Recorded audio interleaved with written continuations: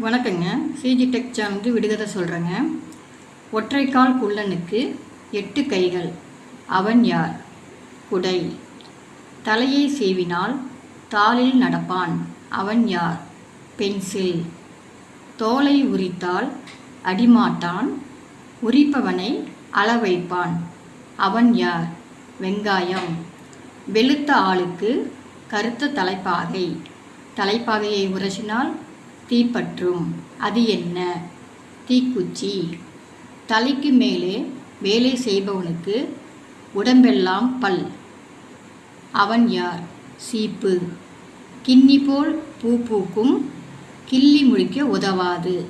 அது என்ன? ஊமத்தம்பூ. பார்வைக்கு ஓடு, அதுவே அவனுக்கு பாதுகாப்பான வீடு. அது என்ன? நத்தை.